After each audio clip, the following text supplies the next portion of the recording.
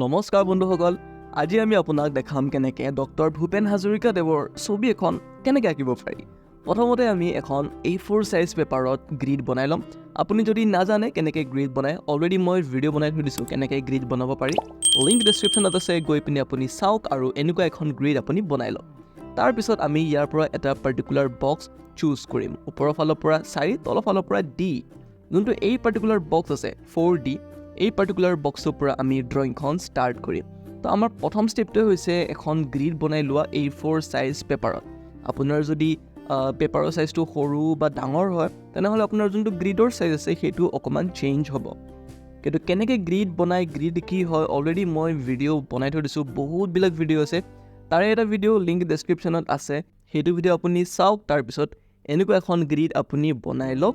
তাৰপিছত আমি যোনখন ড্ৰয়িং আছে সেইখন কমপ্লিট কৰিম। তো বলক এতিয়া আমি ড্ৰয়িংখন ষ্টাৰ্ট কৰোঁ। মই যোনটো বক্সত যেনেকৈ বনাই গৈ আছোঁ আৰু সেইটোকে আপুনি ফ'ল' কৰি পিনে বনাবলৈ চেষ্টা কৰক। তেতিয়া আপোনাৰ ড্ৰয়িংখন নিট এণ্ড ক্লিন আৰু পাৰফেক্ট আউটলাইন হৈ যাব। তাৰপিছত আপুনি ইয়াতে আপোনাৰ ইচ্ছা অনুসৰি আপুনি water colour, oil pastel, sketches, আপুনি যি ইচ্ছা তাকে আপুনি কালাৰ কৰিব পাৰি। ইয়াতে মই জাষ্ট আপোনাক কেনেকৈ আউটলাইন এটা বনাব পাৰি, পাৰফেক্ট আউটলাইন, তাকে দেখাবলৈ গৈ আছোঁ। ভিডিঅ'টো ভালদৰে চাওক আৰু যদি ভাল লাগে এনেকুৱা ভিডিঅ' চাবৰ কাৰণে মোৰ চেনেলটো এবাৰ চাই ল'ব। যদি ভাল লাগে ছাবস্ক্ৰাইব কৰি দিব।